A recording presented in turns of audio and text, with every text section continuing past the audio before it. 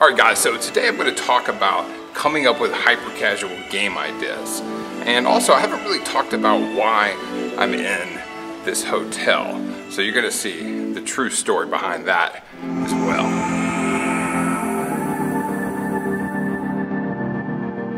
Alright guys, so we're going to talk about game ideas and how to come up with game ideas in a minute. But first, why am I in this hotel? Well, I'm in a car right now. This is not a hotel. But why am I living in a hotel? Well, that's actually directly related to game ideas, sort of, but this video, definitely. So we're headed out to my house right now. I do actually have a house. Now, I'm in the Bay Area, right above San Francisco is where the house is. If you know anything about the housing market in the Bay Area, it's absolutely nuts right now. So we bought a house, we pulled everything out of it, and today is demo day. Now, what does that have to do with you? Well, we're talking about game ideas, right? And demos are something you're going to have to do a heck of a lot in your game business. It's just going to be required. You're gonna have to completely start over. You're gonna have to hit the reset button many different times when you're making a game. You're gonna come up with an idea, and I'm gonna show you exactly how we do this, all right? I have a specific system, I'll walk you through all of it. But you're gonna come up with ideas, and then you're gonna be like, wait a minute, this one sucks. I have to start over, I gotta demo this game. And it's just like the house that we're doing up here. It's a really important part of life to be able to prune, to slice off the things that aren't working and start over.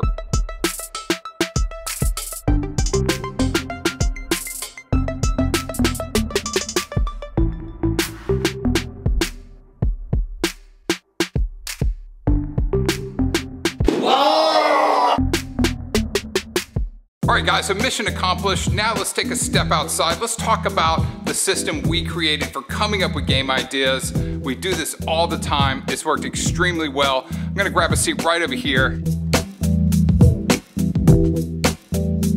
All right guys, so it's actually pretty simple, okay? We do the same thing, and honestly, this goes beyond just coming up with game ideas. I use it in Buildbox, I use it for every company I've started before Buildbox, and even in my personal life. And it comes down to two things. It's model and improve, all right? So the biggest mistake we see people make is going out there and saying, I have a great idea, and I'm gonna go make this, and it's not been proven at all. Now, here's the thing, all right? This can be controversial. I'm not saying you need to go copy other people. I'm not saying that you shouldn't be ingenious. I'm not saying any of those things. But if you think of any game that really defined a generation or really took over the App Store or just the whole gaming world and beyond, let's go ahead and name a couple. Minecraft, okay? Angry Birds. How about Super Mario Brothers? Probably the most pivotal game ever. But do you think Super Mario Brothers would have happened if it wasn't somewhat based on previous successes like Pitfall, right? It's not like they invented the platformer, okay? And if we talk about Minecraft, well, Notch has said many times that it was heavily inspired by Infiniminer. Right, Infiniminer is a great game. Minecraft also made it better. So do I think that Minecraft copied Infiniminer? Do I think that Super Mario Brothers ripped off Pitfall? Absolutely not. Okay, I think it's a great idea to get inspiration from other sources, but that's where you start. And I'm gonna get more specific here just for hyper casual. But if you're trying to make a game that's going to hit the top of the App Store and be downloaded by tens of millions of people and be a hit game that everyone likes, then you need to look at what everyone likes. So if you want to make a game like Voodoo or Ketchup, the types of games that they release, which are typically at the top of the store, then you're gonna start by analyzing those games. If you want to make a game like we've released, like The Lines In or Phases or Blue Edge, any of those games, Sky, then you'd want to analyze those games. You gotta choose a really good reference. That's where all of this starts, choosing the right reference. Now, we've seen a lot of people make mistakes by choosing an old reference, something that was popular maybe 2 years ago, 3 years ago. So you want to choose something that's trending now, that's popular now, and hyper casual. That's going to be a game that's currently in the top 25 of the App Store. A game like Rise Up, or these games with Voodoo and Ketchup that they're publishing, something that's really hot right now is going to be a really good reference. Then you want to model that, get inspiration from that, try to figure out why it's actually successful. What is it about this game that people like?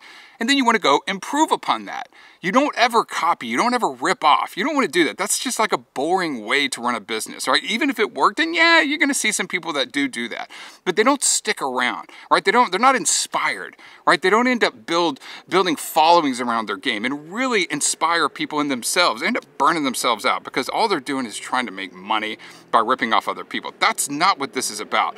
But to be inspired by what's successful and to notice trends and build games around those trends is absolutely huge. I can't really nail down how important that is, because so many people just go out there and wing it, and those people I've just seen time and time again are not the ones who have success. The ones who do have success are usually thinking about what's working now, how can I improve upon that, make it uniquely mine. And a best example in the history of mobile gaming, in my opinion, with this is Color Switch. Color Switch is a very familiar game. If you haven't played Color Switch, you really owe it to yourself to do that. 200 million downloads did not happen by accident. David Reichel is a genius game designer, good friend of mine, really like this guy, and he's smart. You talk to him and you can just see his brain working and the gears moving in his head. All right, but Color Switch is a very familiar game. It's really similar to Flappy Bird. I mean, you're just flapping and going up, right? But he added this really unique hook, the switching colors, which had not been done before. It's a major improve over games like Flappy Bird, and I think there was one called like Tap Up or something like that, that was similar, you know, where you just kind of hop up and avoid stuff. It's basically an avoidance game, but this whole color shifting aspect was a huge improvement. All right, guys, so my camera just died. I'm gonna finish this on the iPhone, but to wrap up about creating games to model and improve, you wanna base it in a reality, something that you think people are going to like, and then you improve upon that and you create something unique. It is important to add your own flair to it and make it unique, but don't forget to use a reference that you already know is popular. This is Trey Smith. We'll talk to you later. Bye.